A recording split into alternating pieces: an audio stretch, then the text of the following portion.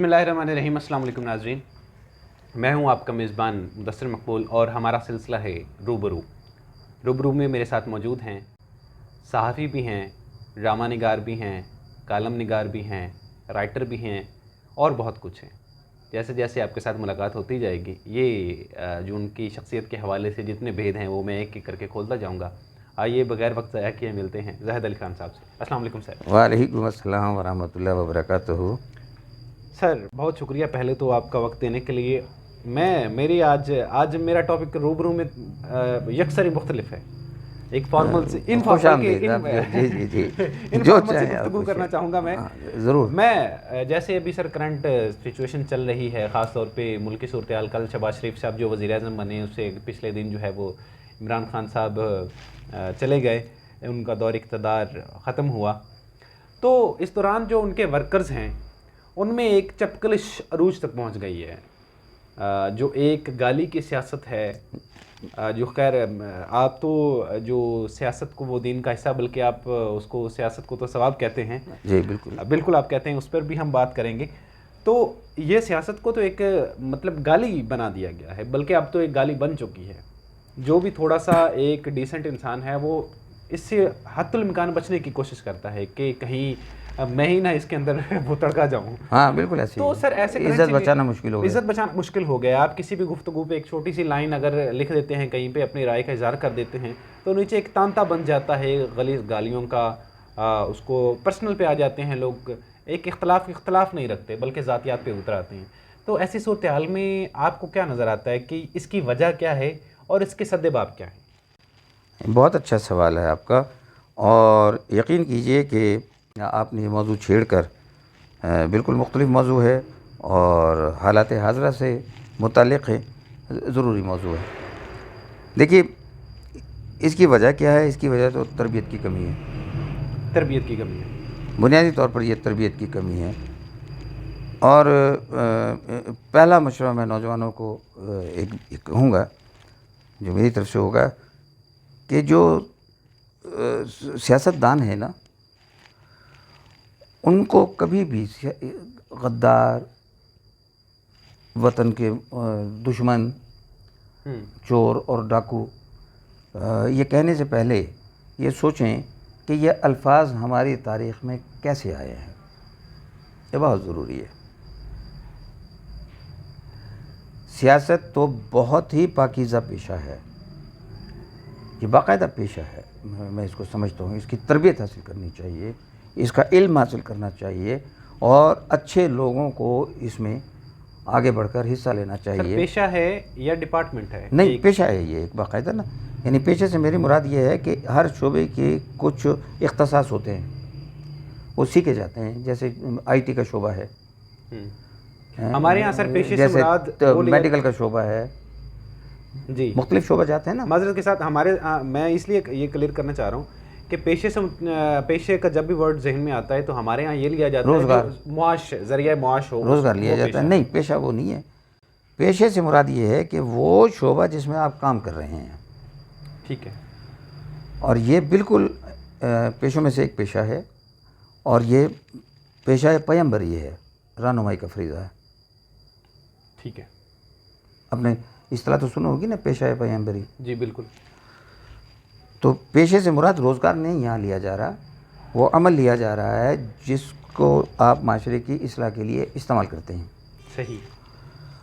अब बदकिस्मती सी ये है कि हमने 74 साल पहले जब ये वतन हासिल किया तो हमें आज तक ये समझ नहीं आई कि वतन हमने हासिल क्यों किया।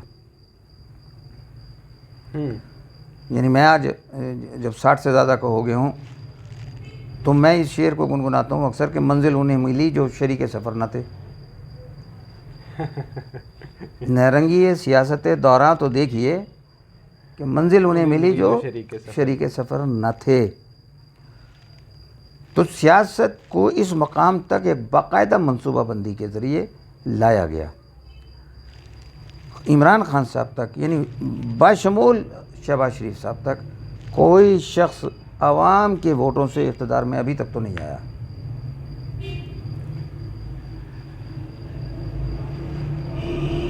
शहबाज शरीफ साहब کے دور میں آ کر حالات اس حد تک ضرور ٹھیک ہوئے، اللہ کرے کہ اس سے آگے جائیں، کہ عمران خان صاحب جو ہیں وہ ووٹ آؤٹ ہوئے ہیں۔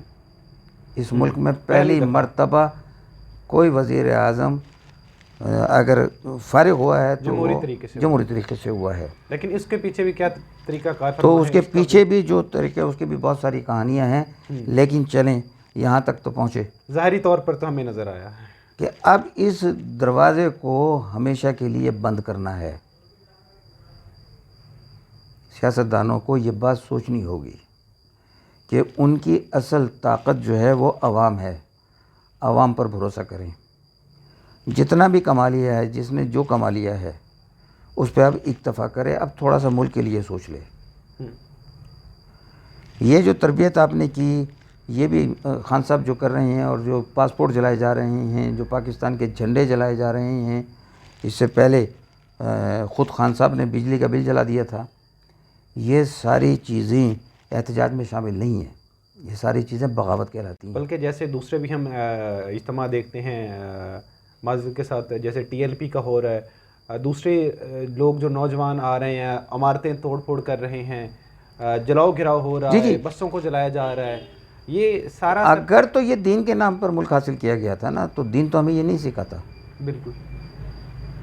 تو اب رک کر نوجوانوں کو یہ سوچنا ہے کہ یہ جو ہم دوسروں کو غداری کے سرٹیفکیٹ بانٹ رہے ہیں، جو ہم اپنے پاسپورٹ جلا رہے ہیں، جو ہم اپنا قومی پرچم جلا رہے ہیں، ہم اپنے ہی فوج کے خلاف مغلظات بک رہے ہیں، اپنی ہی عدالتوں کے بارے میں گالم گلوچ کر رہے ہیں، اپنے ہی سیاستدانوں کو متون ٹھہرا رہے ہیں، یہ کون سی سیاست ہے؟ کہاں سے یہ سوچ آ رہی ہے؟ کون سا انتہا پسندی، کون سا ملک ایسا ہے کہ جو اتنی پولرائزیشن کے اندر قائم رہ سکتا ہے؟ یہ تو کھلی ملک دشمنی ہے۔ آپ بیٹھ جائیں، خان صاحب بھی بیٹھ جائیں، شہباز شریف صاحب بھی بیٹھ جائیں، زرداری صاحب، یہ جو بھی اس میں فریق ہے، اسٹیک ہولڈر جتنے بھی ہیں، وہ سارے بیٹھ جائیں، اور اب یہ طے کریں کہ ماضی میں جو کچھ ہو گیا، ہم نے بیساکھیاں نہیں لینی، ہم نے کسی کے کندھے کا سہارا نہیں لینا، مجھے ووٹ ملتا ہے تو میں حکومت بناؤں گا، نہیں ملتا تو میں چلا جاؤں گا، لیکن اب آر ٹی ایس اور ای وی ایم جیسے ڈراموں کی ضرورت نہیں ہے، میں حصہ نہیں لوں گا۔ اگر اب بھی سیاستدانوں نے یہ فیصلہ نہیں کیا تو آپ یقین جانیے کہ کوئی بھی وزیر اعظم وہ اپنی مدت آئندہ بھی پوری نہیں کر سکے گا۔ اور یہ کام نوجوانوں کا ہے۔ آنکھیں بند کر کے ہر شخص کی بات پر یقین مت کیجیے۔ آپ کے جو قائد جو کہتا ہے، وہ جو کوئی کسی بھی پارٹی کا قائد ہے، وہ جو کہہ رہا ہے، آپ اس کو اس کی شخصیت پر منطبق کر کے دیکھیے، کیا وہ یہ کہنے کا اہل ہے؟ اس نے جو کہہ دیا، جھوٹ بھی کہہ دیا، تو آپ اس پہ آمنا صدقنا کہہ رہے ہیں۔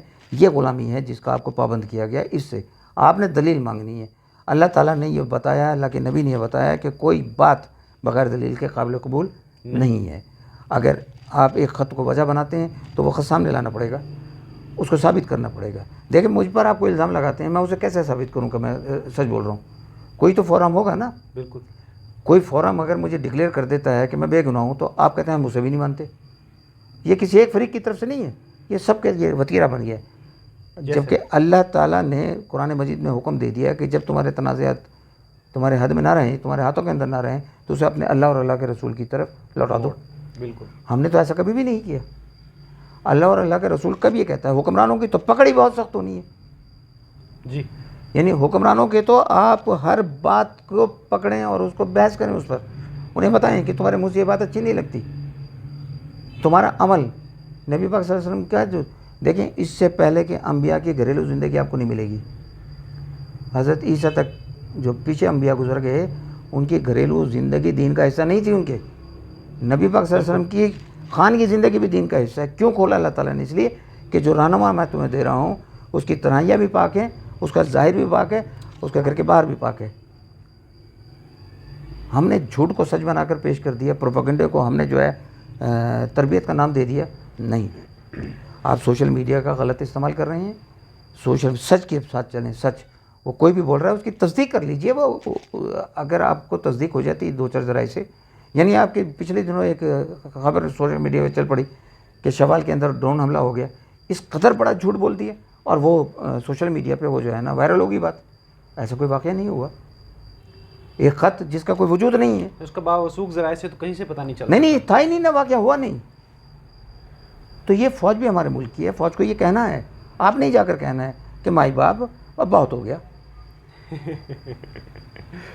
سر نہ آپ ہمیں نیوٹرل چاہیے, نہ آپ ہمیں جانبدار چاہیے, ہمیں تو آپ اپنے اپنے کام پر چاہیے جو آپ کا محکمہ ہے. تو میں وہیں تک رہیں بس. اب آپ سر جو جہاں سے بات شروع ہوئی تھی, جو ایک کلچر گالی کا فروغ پا گیا ہے, اور یہ میرے ذہن میں یہ بات آتی ہے کہ یہ کیسے ممکن ہے کہ اگر ایک حکومت 4 سال جو ہے اقتدار میں رہی ہے اور اپوزیشن کی نظر میں اس نے ایک بھی اچھا کام نہ کیا ہو, جی, اور یہ کیسے ممکن ہے کہ 4 سال وہ حکومت میں رہنے کے بعد بقول حکومت کے انہوں نے سارے کام ہی اچھے کیے ہوں.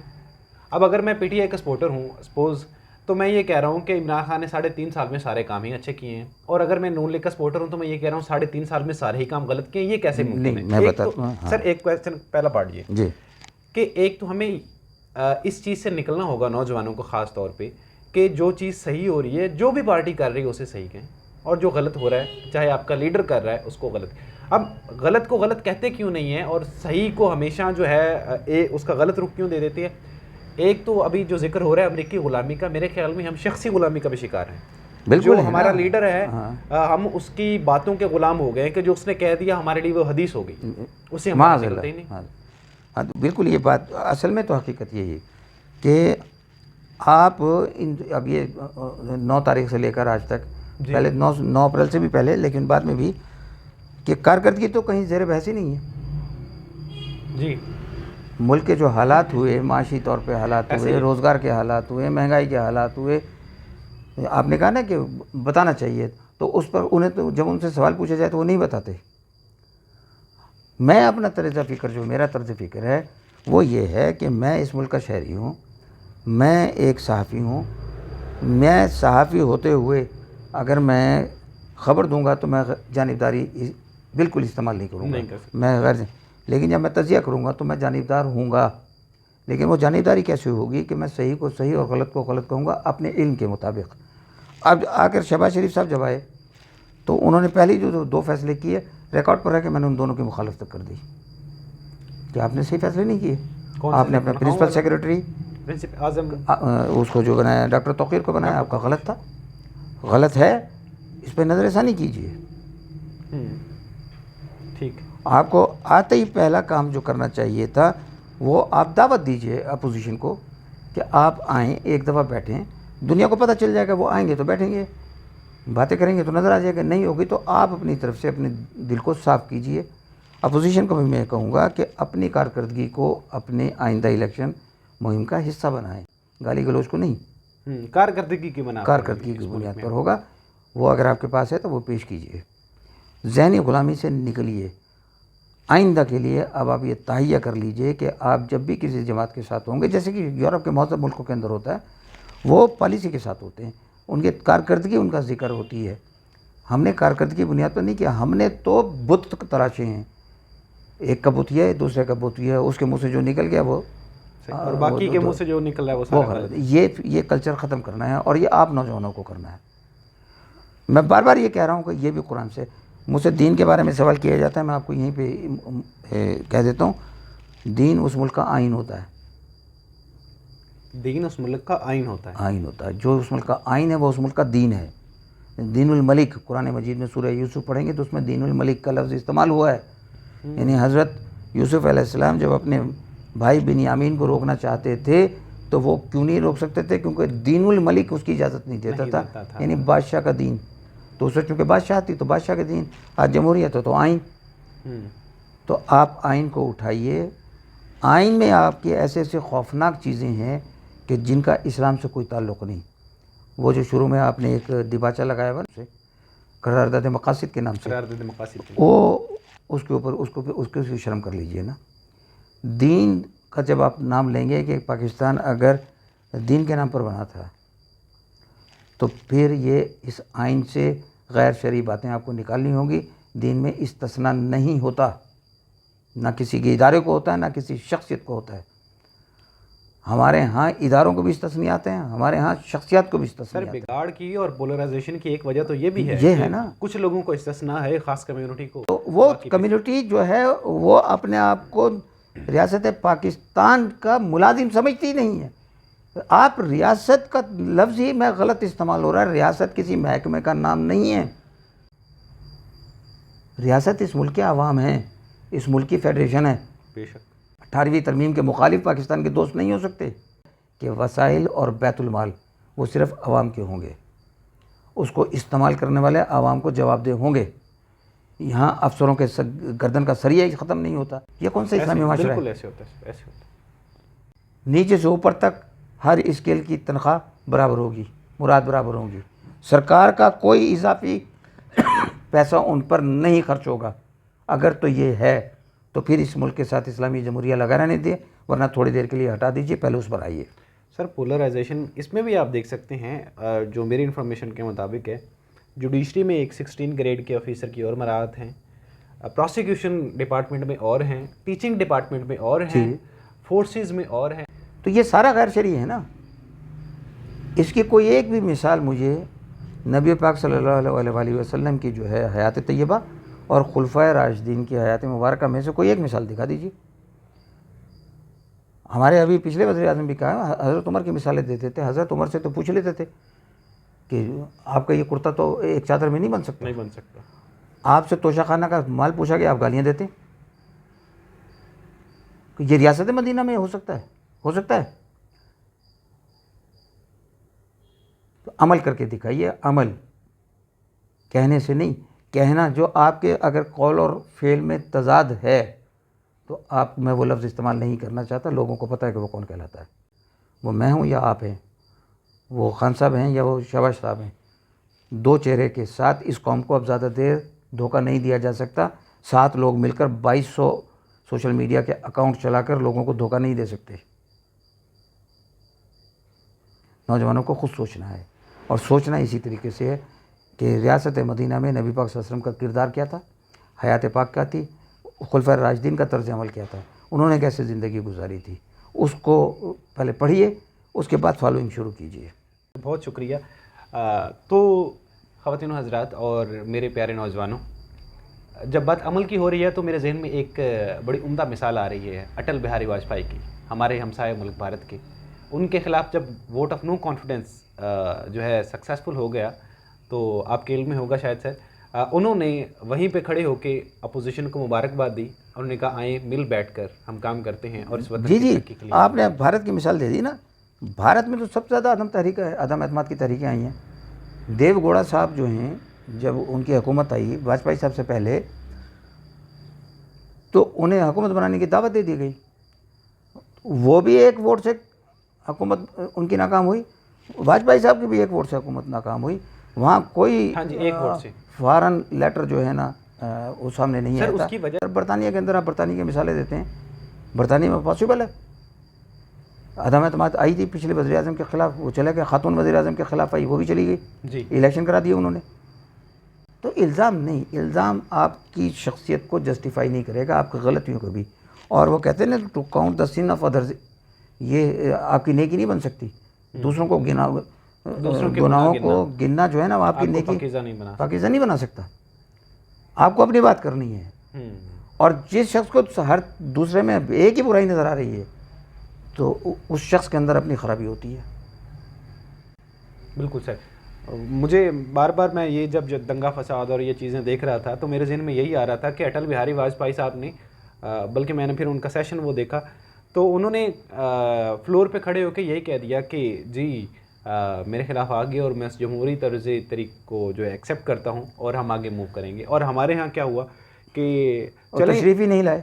تشریف لانا وہ الگ بات ہے, بلکہ پھر اس کے بارے میں ایک اور پروپیگنڈا شروع کر دیا گیا کہ یہ ایک امپورٹڈ حکومت ہے اور یہ بیرونی سازش ہے.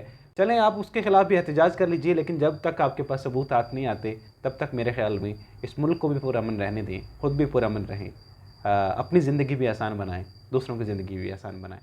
ملتے ہیں اگلے نشست میں, تب تک کے لیے پاکستان زندہ باد.